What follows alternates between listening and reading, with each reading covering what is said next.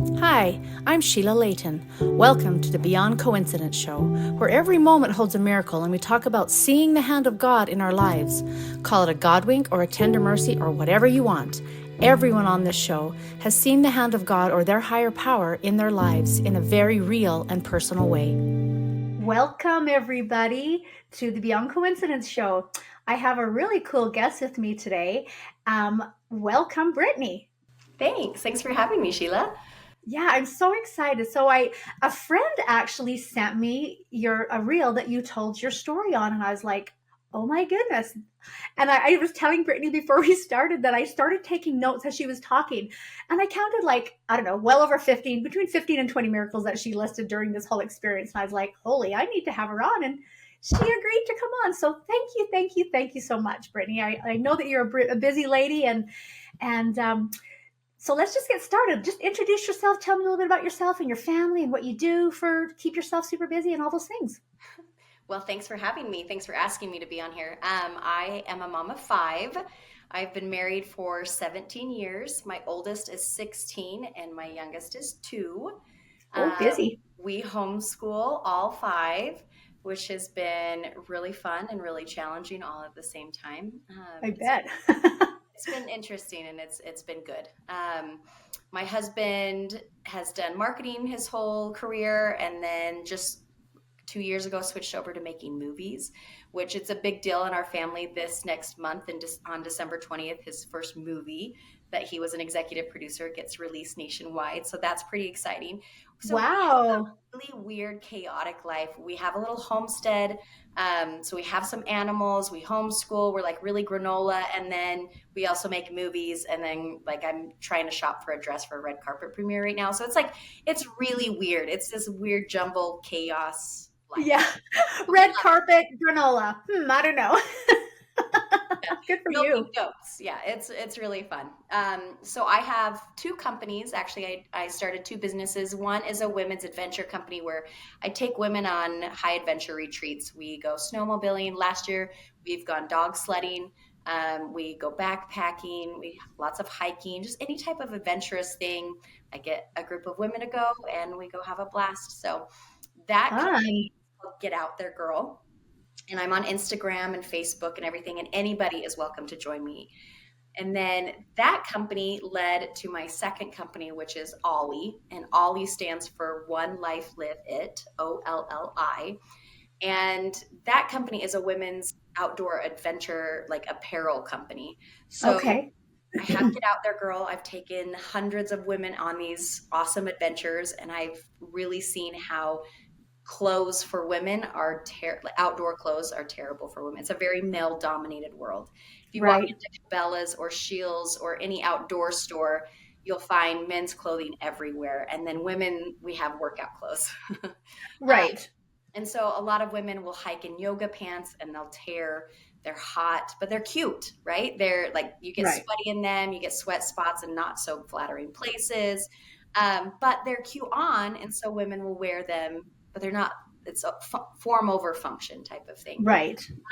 And so I had the opportunity to design some clothes that are the perfect adventure clothes. And so I started that company just last year, and I have been really, really happy with its success so far.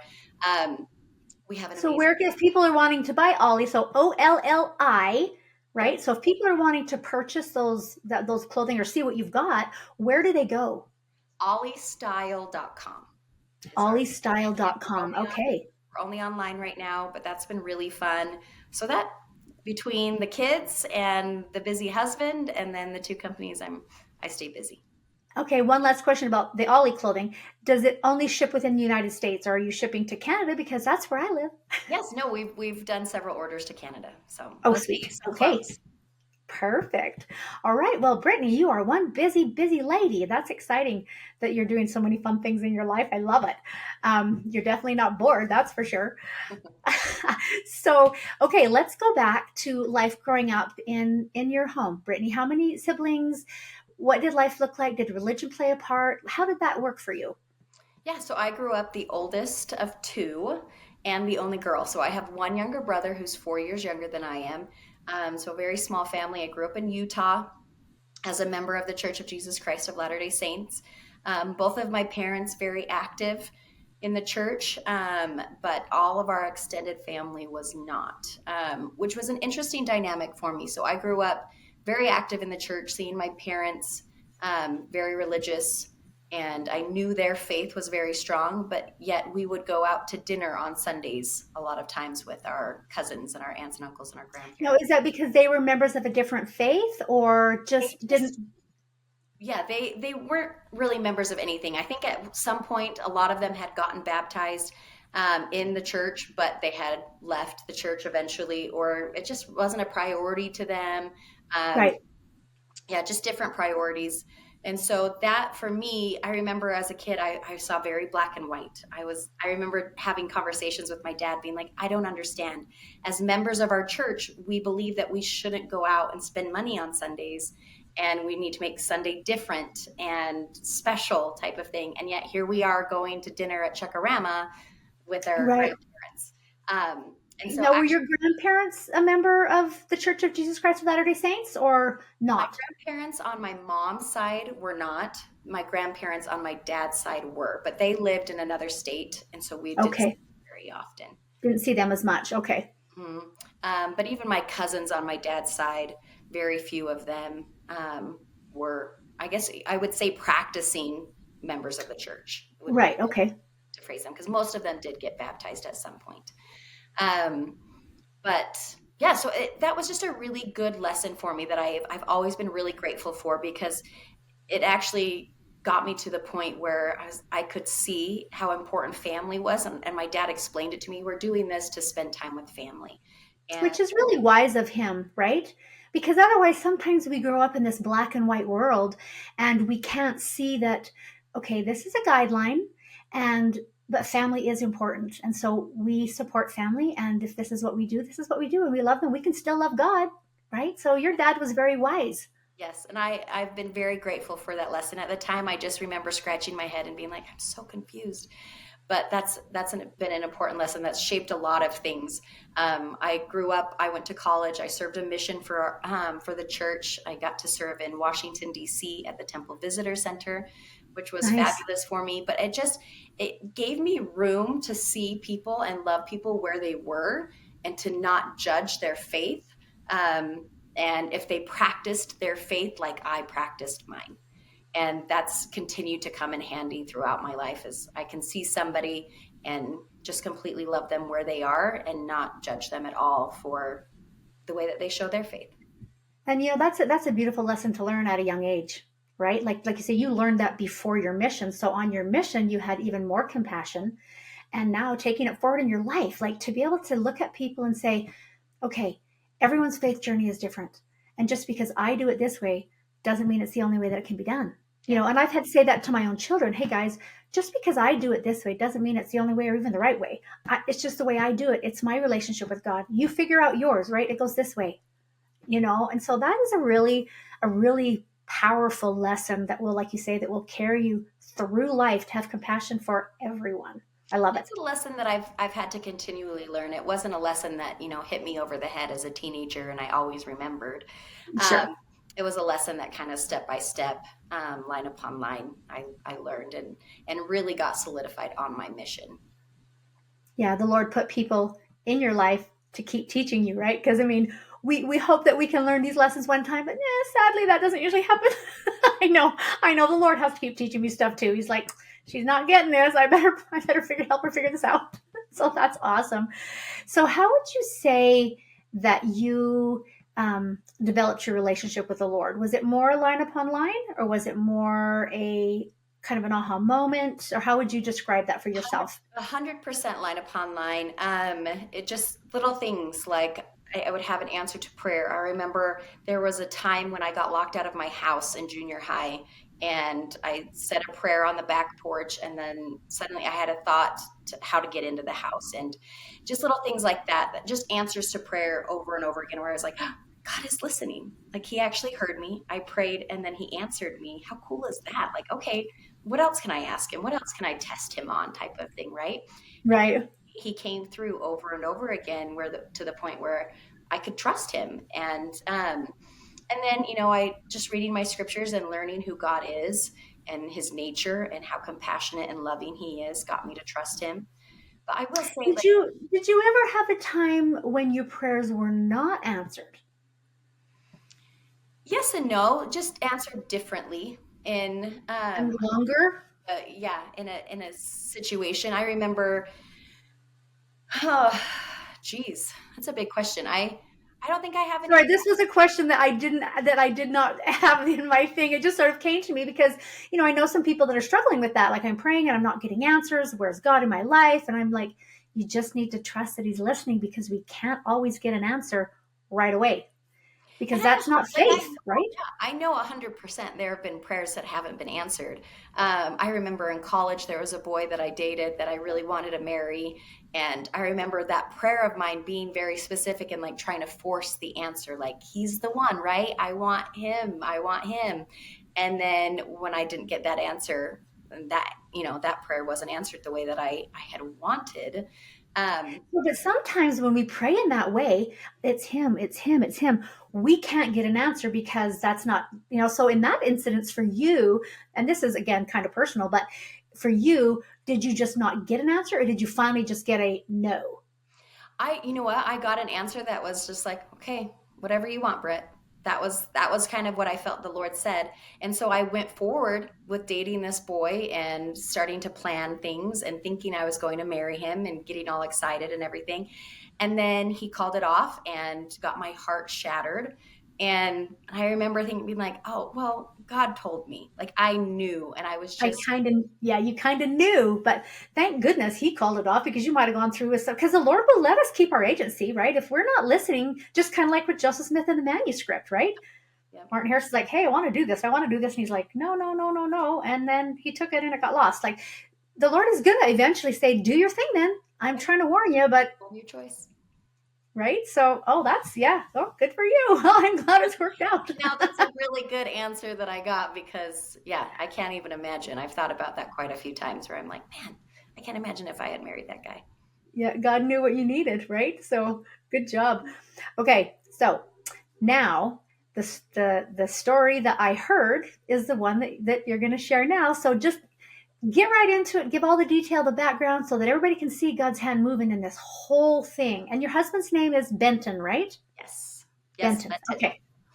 So Benton and I had a trip to Lake Powell planned. We were going to go the first half of the week with a bunch of our friends for our, just a bunch of couples, no kids. I turned 40 this year, and that's what I wanted for my birthday. Lake Powell's my favorite place, and I was like, let's rent a houseboat. And this is how the perfect week is going to play out. We're going to have our friends the first half of the week, and then my parents and my kids and another family that we love are going to come up the second half of the week. So I'm going to get, my complete playtime, stress free, not worrying about the kids and their sunscreen. And if they're sick, I just get to like relax and enjoy my favorite place. Right.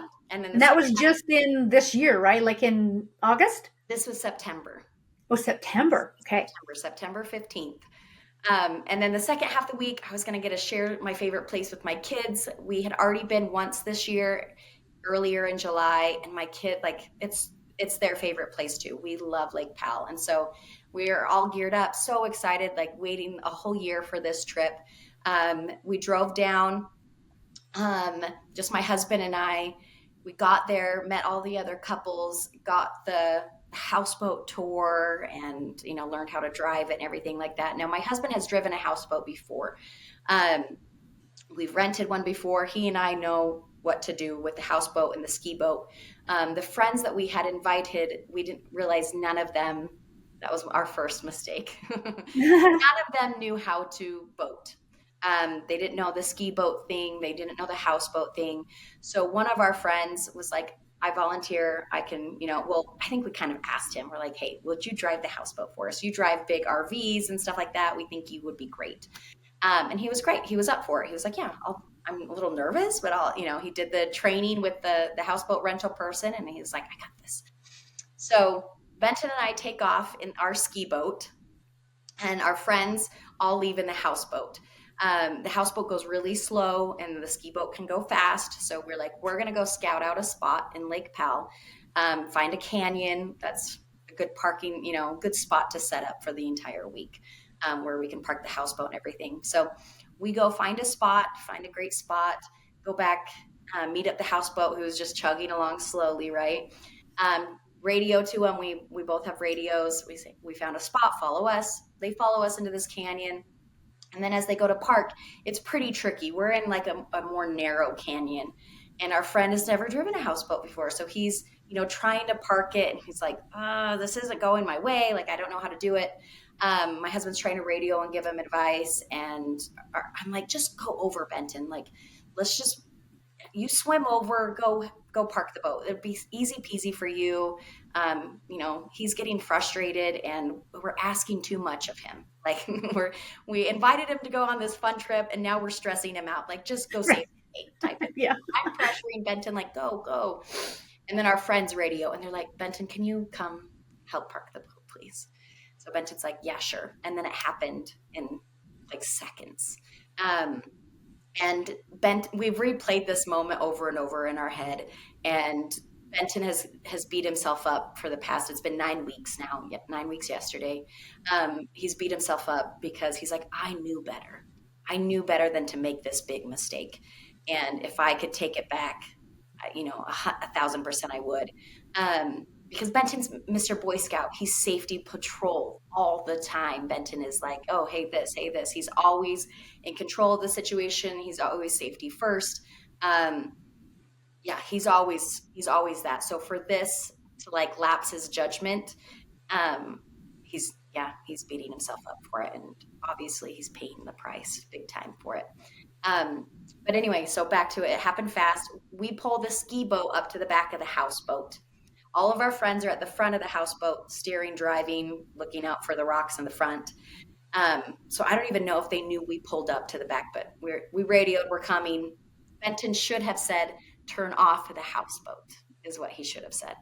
And I didn't. I'm just there for the party. I don't know anything, right? Right? Yeah.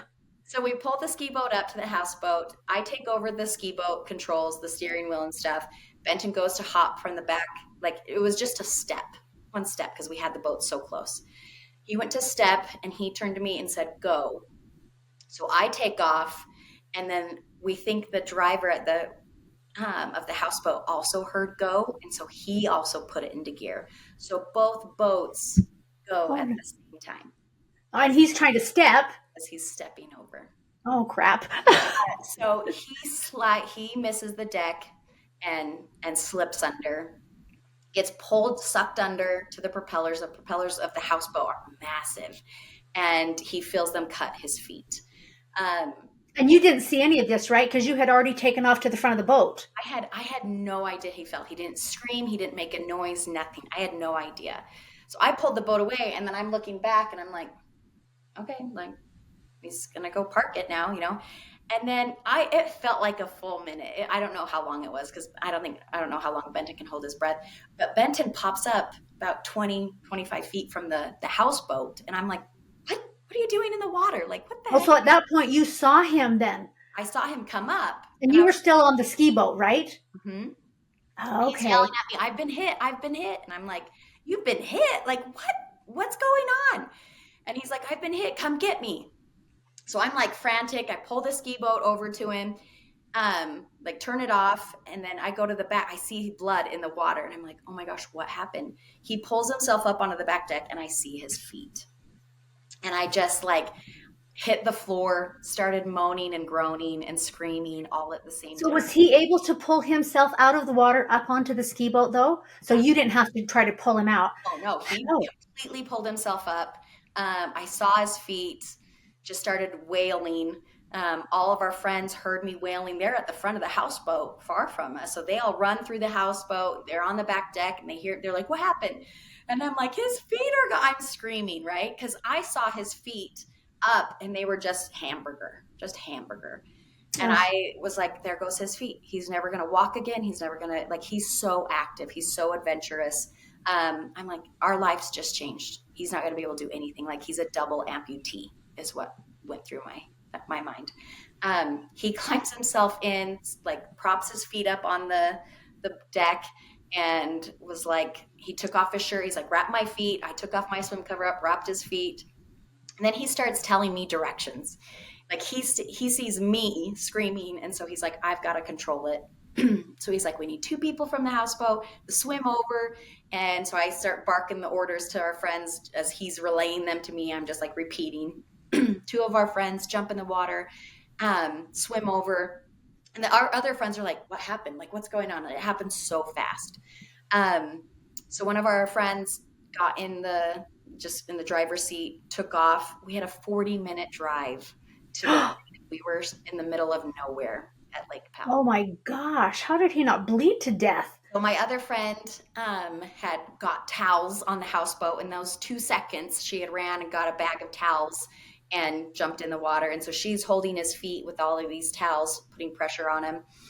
And we realized like we have no cell service. So here's one miracle. Um, I had brought my Garmin. So a Garmin is like a little satellite device that I bring on all of my adventures because I own my adventure company. Get out there, girl. I have this Garmin, which has an SOS button that puts me in touch with emergency services wherever I am. And so pushed the button, got a hold of the National Park Service and told them what happened. They were like, okay, what marina are you going to? How far away are you? Like all these communications. They're like, we'll have an ambulance waiting for you at the dock and then Lifeline will come get you from there. And so we're like, okay, let's do it. We'll drive. So we're driving in the middle of the drive. My friend so it was two men and two women. So my husband, our friend Dan, and then me and my friend Nellie. And Dan's like, let's give him a blessing. I was like, yes, yes, of course, let's give him a blessing. So I take over driving. He gives Benton a blessing while we're on the boat. So, Brittany, just explain to people what that is. If people of not of our faith maybe don't know what a priesthood blessing is.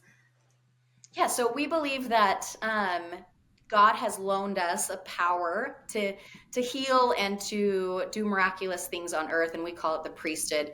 Sheila, you can correct me or add more to that, but we believe that we actually can trace our priesthood lineage to Jesus Christ Himself. So, like my husband has the priesthood, and he has a what's the word I'm looking for? Like a document or whatever that traces, like he got his from his dad got his from Right. this guy, and we can trace that all the way back to Jesus Christ, which is really amazing. We believe it's God's authority on the earth, the authority to baptize, the authority to marry, the authority to seal on To earth and to bless, seal in heaven, right? to bless Yeah. the sick. So our friend has the priesthood, and he used that power to heal just on that speedboat ride back to the marina, which I think was very significant. I'm very grateful that he was one of the people that jumped on the boat and drove it. Another amazing feature, he had never driven a boat before. Oh, So even a ski boat. yeah, he'd never driven a ski boat before. So here he is, like fire, like here's the controls, there's the steering wheel, go Yeah. for it. Like Yeah. Shoot.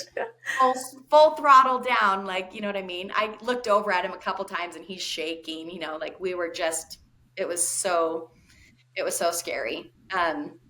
So we get to the marina and the ambulance is there waiting for us. Like, talk about miracle. We found out later that the clinic that is right there at the marina was even closed. So the fact that there were paramedics and emergency personnel there waiting for us was a miracle. So we pulled up the boat. They got on, tourniqueted his legs for the bleeding, got him in the ambulance. And another miracle that happened right there too was we finally got service at the marina, and my phone starts blowing up with text messages for homeschool. Our homeschool group was trying to figure out, it was a Sunday night. So they're like, what's going on this week? And I got this impression that I should text them and ask them to pray for Benton. So I just said, hey, Benton was just in an accident at Lake Powell. Please pray for his feet. And that's all I said. And then I got back to Benton. And within minutes, there were prayer chains, hundreds of people praying.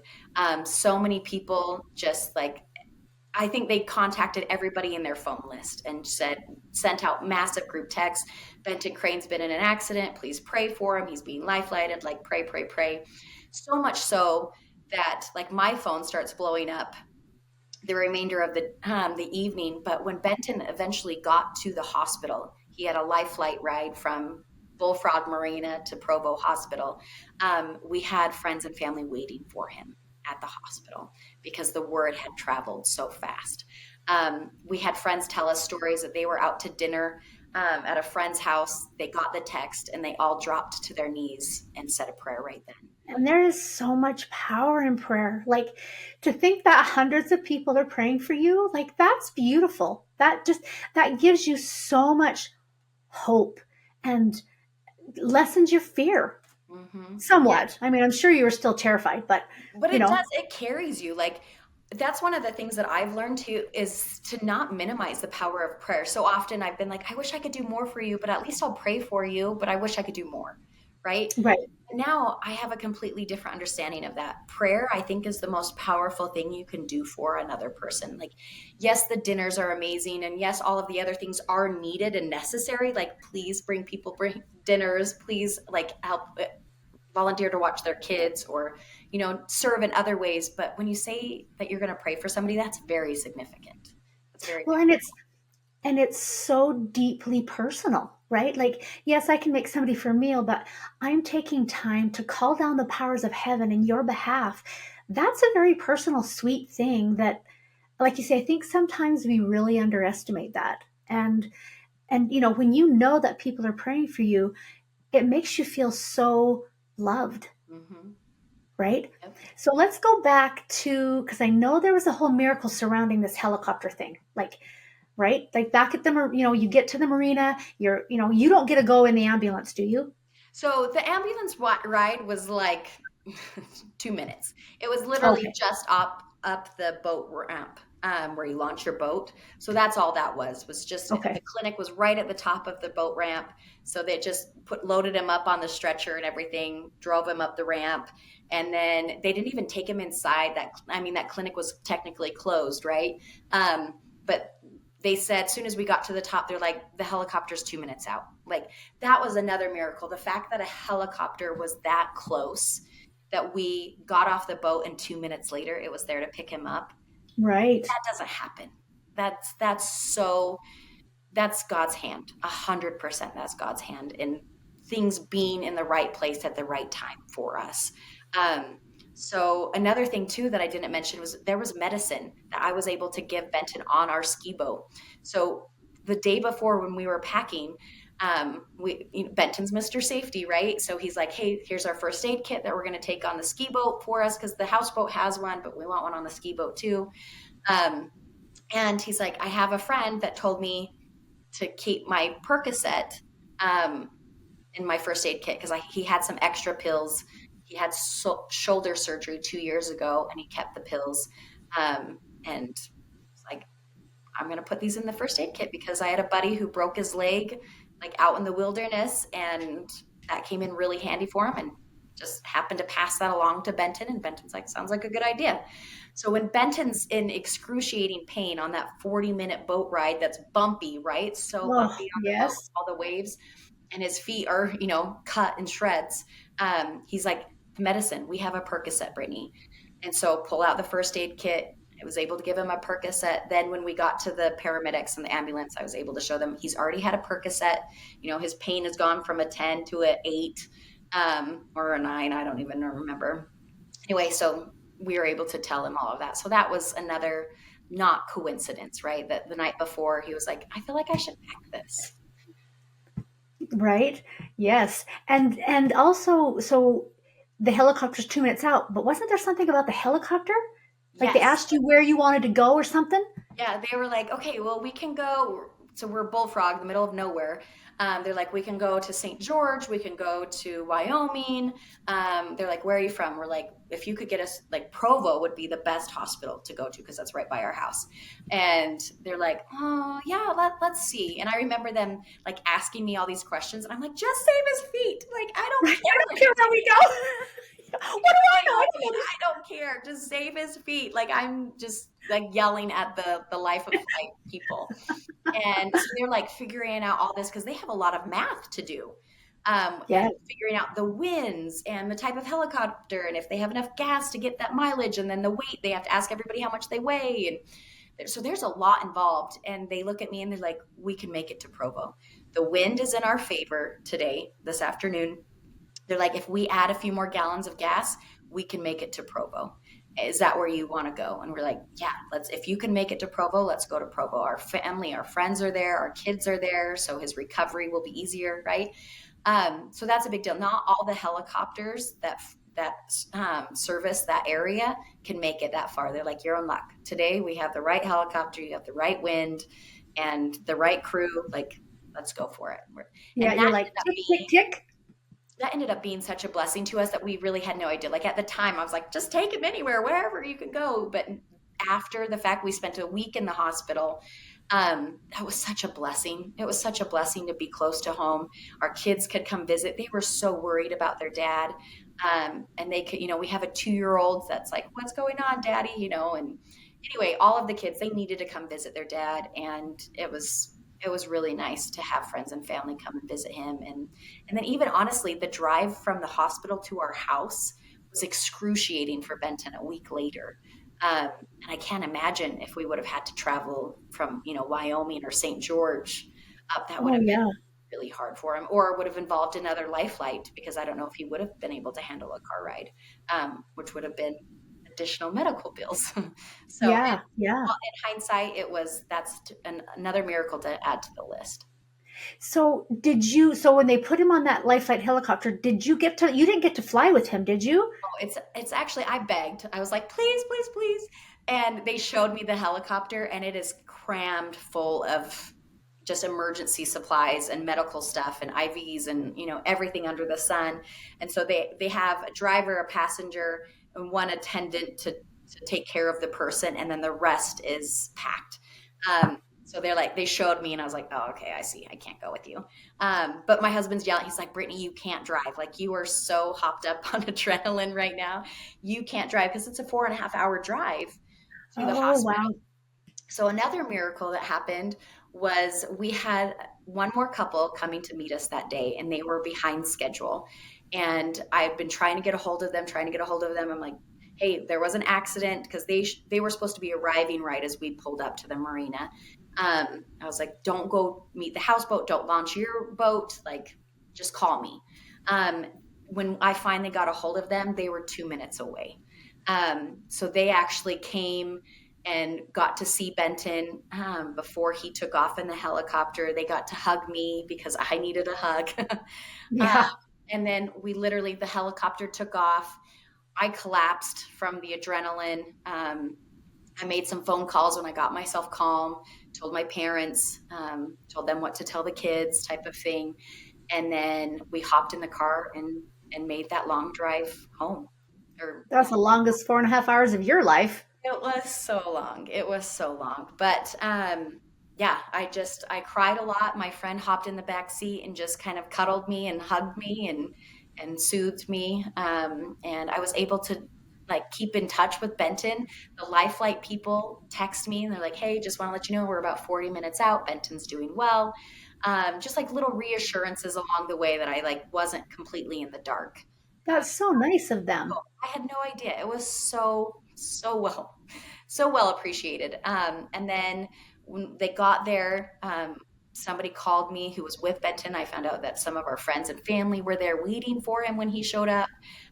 He had probably 8 visitors before he even went into surgery. He had to wait a couple hours to go into surgery because the surgeon was in a different surgery. And so they had him, hopped up on pain pills, and he's just sitting there in bed, and nurse after nurse is like, what is going, who are you? You have all of these people visiting you.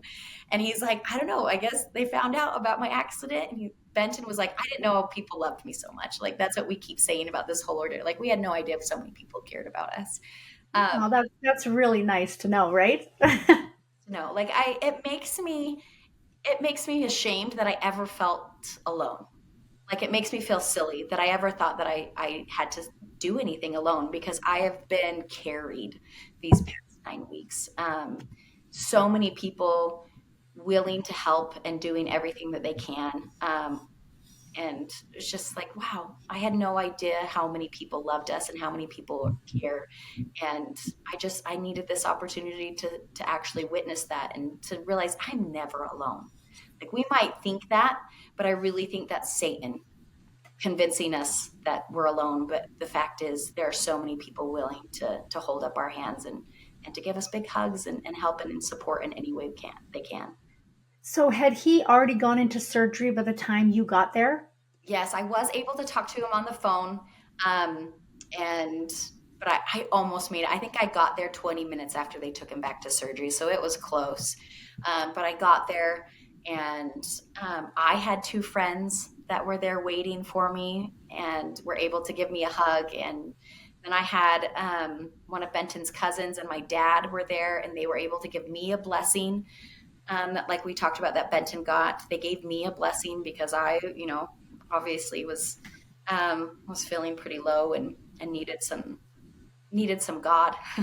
I Yeah, needed no kidding. I So needed God. let's go back just for a second to when he fell. I mean, this is going way back, but when he fell into the water, um, is there like there had to have been a miracle obviously surrounding that, because doesn't that boat suck you down like when it, because your friend had just geared up to go faster, Mhm. right? And so does Benton remember sort of what happened? Yeah, What did he feel like? he Because I mean remembers there all had of to be it. God all over that.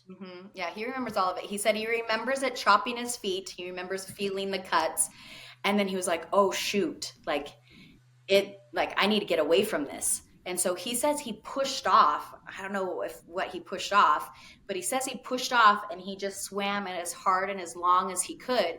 But it's Lake Powell water, so it's dirty and black. And so he said he had no idea where he was. He just kept praying that he wasn't going to come up under the propeller, under the boat again, Right. because he's like, if I come up under, I'm dead. They'll get me and they'll cut me up. And so he said he just held his breath and swam as hard and as long as he could. And finally, when he needed a breath, he came up and he said he was so relieved that he came up far from the boat and away from the props. Um, and honestly, I really think that he had angels pushing him away because I've gone down a rabbit hole of boat propeller accidents and Oh dear. it's not good. It's not good. Yeah, I bet. Even just that, like you said, that you saw a reel. I posted a reel of our 6 week update, and it's gotten over 1 million views and thousands of comments. And a lot of those comments are, oh, that just happened to my uncle. That just happened to my brother, or my sister died, or lost her legs, or lost her arm, or lost her life. Or like, there are so many stories of boat propeller accidents that people didn't survive. Most people don't survive propeller accidents, especially a houseboat propeller. Those are massive. Massive, and they go so fast. So fast. I think I want to say it's like 120 times a second or something like that. Like it's Yeah. ridiculous. Um, so I really think that he had angels pushing him away from the boat. The fact that he was able to get on the opposite side, out from the boat from where he went under. Like you say, he had no idea what direction he was even going. None. Um, and then the fact that, like he was given strength to swim with his feet cut. Um, Yeah.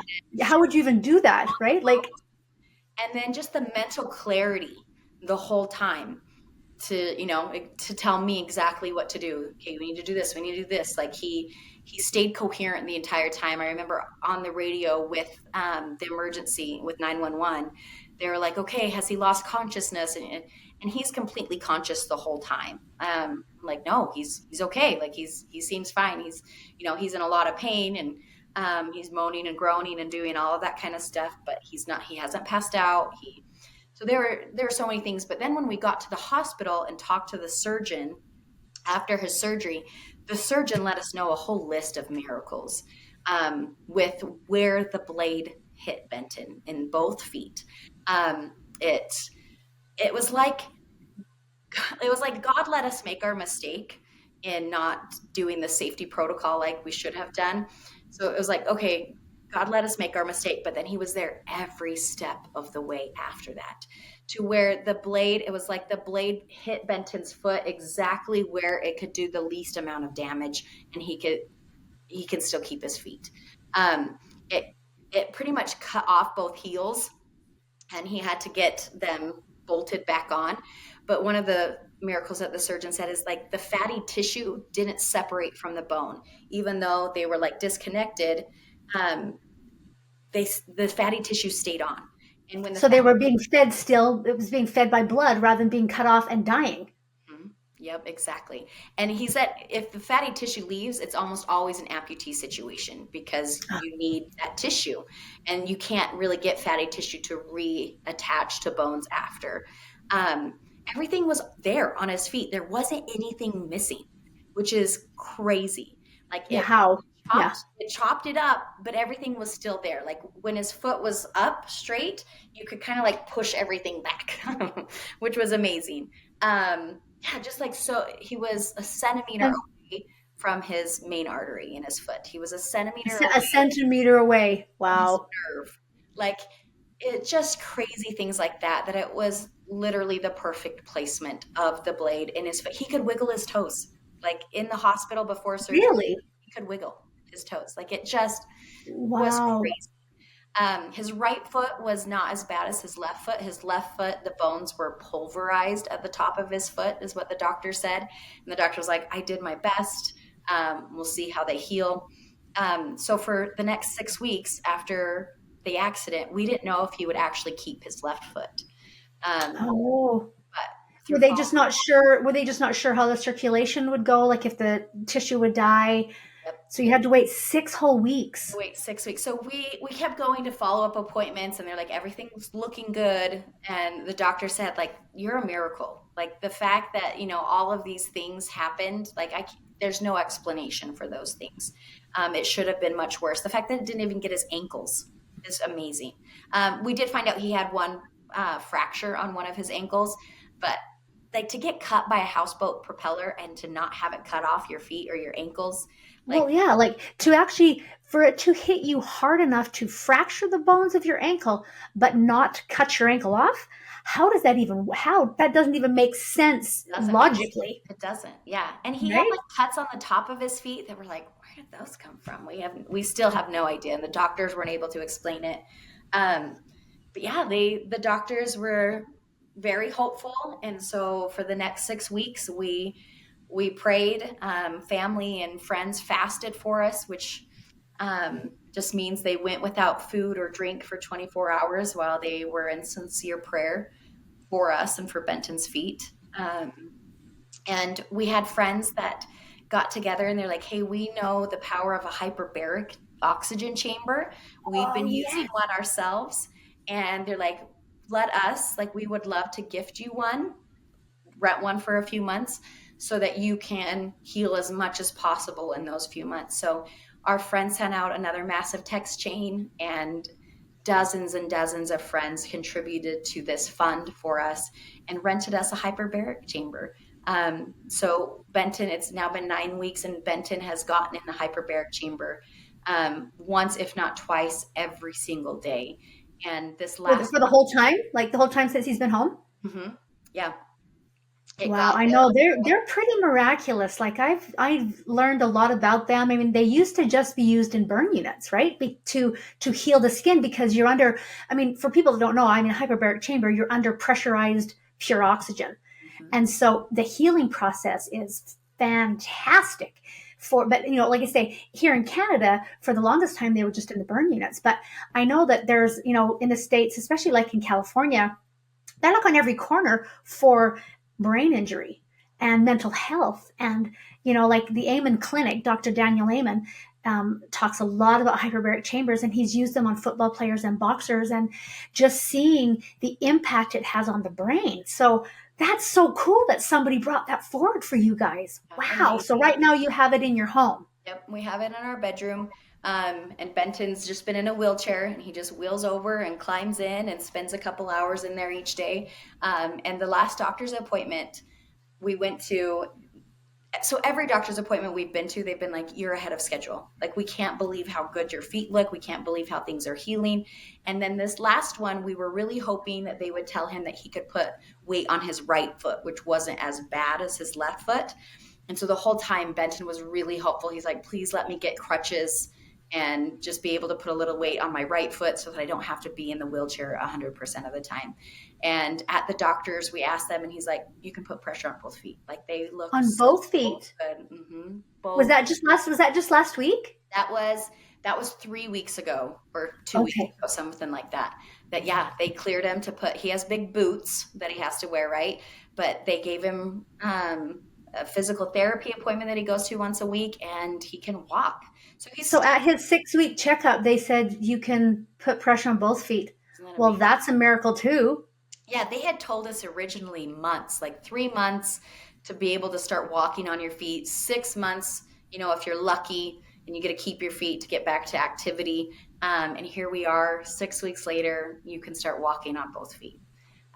So it was very painful for Benton to walk on his feet, and it's gotten better and better for him. He's the strongest guy I know, so he's putting so much effort into recovering and getting better.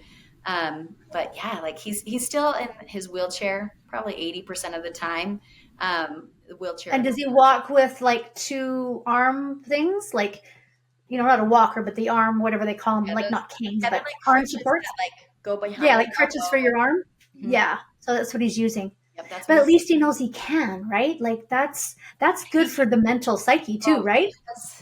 that day we celebrated like his mental game that day. He was so grateful and so happy and so relieved to be able to stand up because, he's been in bed for 6 weeks at this point. This is a very active, strong man who's just had to lay flat on his back for 6 weeks and have Oh, his it's wife take awful. care of him. I mean, like you're talking everything I had to help him do, and to slowly gain his independence and then be able to be like, oh my gosh, I can actually walk. And then a couple weeks ago, or a week ago, he was able to start driving because he can take off the boot of his right foot and push the gas pedal and the brake pedal. So that Oh, opened up a world of independence for him, right? Where now, like, he can drive himself to physical therapy or nice. to whatever he needs to do. So So it's, he's doing regular physio for that for a long time, probably. Hey. yeah, yeah. We go back in a couple weeks to see the improvement, but so I still doctor his feet every day. We put some frankincense and we have some Medi honey and then some other Dr. Christopher's ointment that we rotate back and forth on. But his feet look amazing. Like he looks like he's Wow. got some really cool red tattoos, Yeah. train tracks on there. You know what I mean? Some J hook tattoos and different things. But even those are starting to fade. Like I really, Already. Wow. it's amazing. Well, It's and for anybody who wants to, because I know you've posted some pictures on your Instagram, and it's like get underscore out underscore there underscore girl, right? Yep, So get get out out there, there girl. girl with underscores. If anybody wants to go and see sort of the progress that Benton's making, Brittany's posted pictures. Like I just watched a little reel about his feet. I was like, wow, they look fantastic. Yeah, there's some that are You pretty know, graphic, so be warned. The earlier yeah, like picture you don't want to watch them where with your he had kids. stitches in, yeah, he was Yeah. Frankenstein feet. But yeah, now they look so good, and just the improvement that he has a goal that he wants to go snowmobiling in February, which makes me laugh. And then I'm like, having a goal is good, so let's do it. I I'm gonna. mean, and the rate that he's recovering, why not? I know, I mean, right? he might not be able to, jump over a cliff, but he'll be able to get on the bike, right? Go straight and have a little bit of fun. Yeah, he's very motivated to get better, and And mentally, he's doing better, I'm assuming now. yeah, yeah. I mean, it's still really hard for him. Evenings are probably the toughest because he's already spent the entire day in bed, and he's like, now it's bedtime again, but I didn't do anything today. You know what I mean? So nights are probably the hardest. But he's so strong and he's so positive and he's just had such a good attitude the entire time of okay, I God kept me alive, like I should have died. But God kept me alive. There must be a reason I'm alive, and let's Which do adds a little bit of stress to your life, right? It's like, well, crap, what does he have for me to do? it. Scary, yeah, yeah, A little tiny bit bit scary. yeah, but he's up for the challenge and he's being positive. He probably says a few more swear words now than he used to, Hey, which that's okay. I give it to him. But Absolutely. we joke and we laugh a lot, and we And just that's so good, right? That you can now laugh and joke and be silly about things and be like, well, maybe there's a plan for you. You better figure it out. And honestly, Sheila, our relationship has never been better. We have lots of chats. We are able to be really open with each other and, reliving the accident every single day for months. And just to the point where, like, I got sick to my stomach every time because I would picture his feet. That first moment that I saw them, like I could feel that in a second, and just like be washing dishes or being out with the kids or something, and then just like all of a sudden I like this cloud washes over me and I'm like sick and ugh, to the point now where I don't relive that all the time. Like I haven't cried once talking to you. Like it's I gotten to know, you did now good. where I'm like I'm starting to do the healing process. And it Well, just and you're seeing now too that he's going to be okay.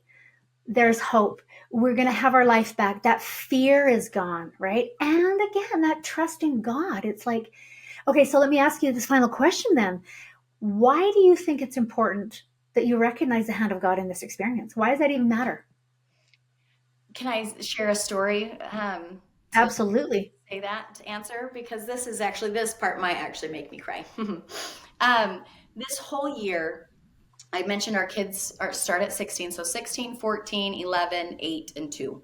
Um, and as our kids are growing up, our biggest thing that we want for them is for them to know God.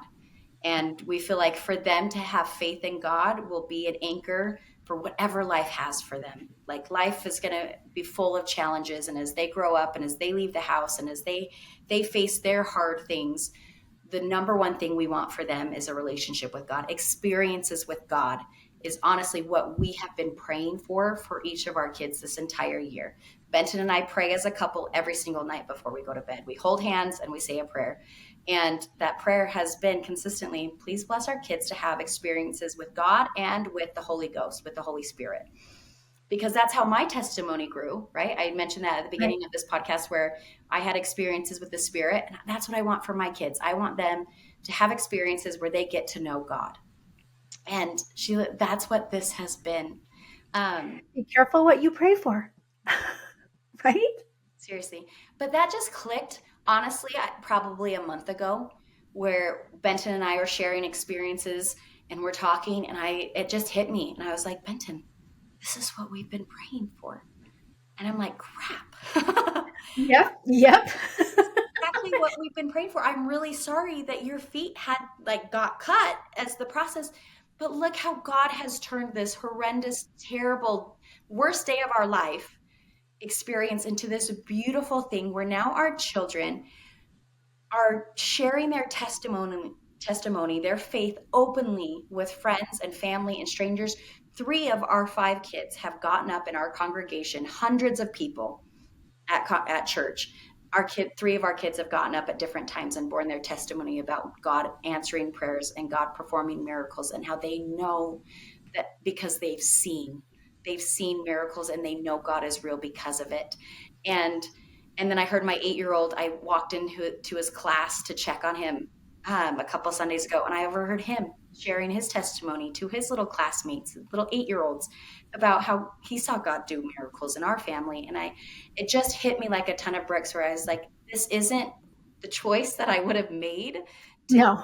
that answer to that prayer, but this is 100% that answer to prayer, where God turned a awful hard thing into a beautiful thing for us. And we could have completely skipped that if we hadn't seen the hand of God every step of the way and counted all of our miracles.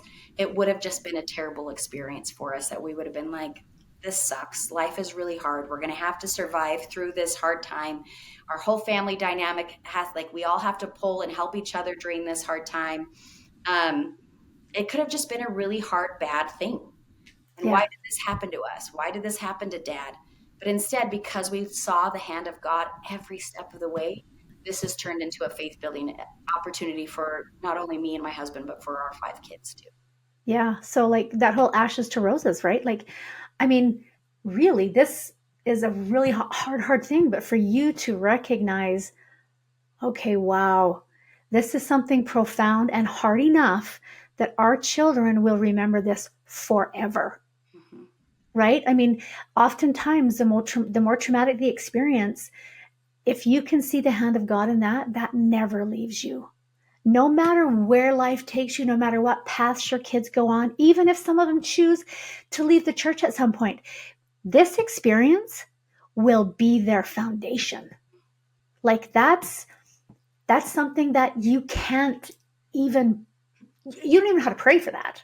Mm-mm. And it never comes in the way when you're like, Heavenly Father, help our kids, to see your hand in their lives.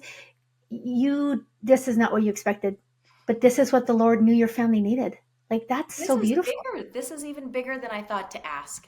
Uh, As he always is, right? God is greater than we can even imagine. And you don't even know the profound experiences that are yet to come because of this. Like I mean, just from my own story, I know that there will be so much good come from this. Like, it just will.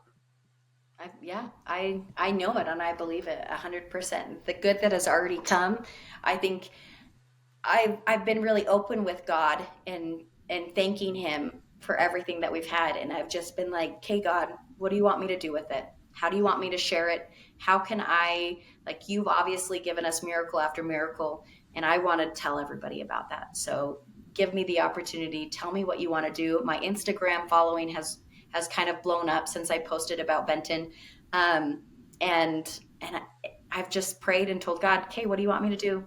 What do you want me to do?" Yeah. Now I have people who are commenting and praising God on my profile. And I never expected that. And it's a beautiful, beautiful thing that I'm so happy to be a part of. Yeah, because there's so much negativity out there and people are posting positive things. Like, that's what it's all about, right? Like, yeah. And so have you taken the time to write this down? Like, write the miracles down? So I started last night, actually, not even knowing that you were going to ask me that. I was like, last night, put the kids to bed, and I pulled out my journal. Benton got in the hyperbaric chamber to do another session, and I was like, oh, it's quiet. I'm going to get out my journal. And so I did start recording. But there's a lot. And so I've done it on video, like that video Yes. you saw. I've recorded things in video format right Which after is it brilliant. Brilliant, because you're going to forget. happened. The farther that this gets away, you forget the little things. So that video, you're really good on that. It's a step by step. And so that's awesome. But you need it on paper, right? So that your kids can read it and that you can go back in a few years and go, was there really that many miracles? And then your mind is going to be blown. Yep. You're Yep. going to go, I forgot about that one. I forgot about that one. Right. Because I mean, I've done that and I know that you forget those little details. And then, I mean, that's where God shows up. Right. Mm. Yep. So I've So, started. Brittany, I wrote in my journal last night. good girl. So, thank you so much for coming on and taking time to share this very personal story of just seeing God's hand all over this whole thing. And I just appreciate you so much. And I think you're awesome. And everybody, just go find her on Instagram. Get out there, girl, and look. What is it? Olliestyle.com. Olliestyle.com. Okay. Yeah. Thanks, Brittany. Have a Thank you so much fantastic for day. having me and letting me share. Hey, everybody. Thanks for listening. If you have an experience where you have seen the hand of God or your higher power in your life, I want to hear about it. Please send an email to Sheila@beyondcoincidence.com. Have a great day.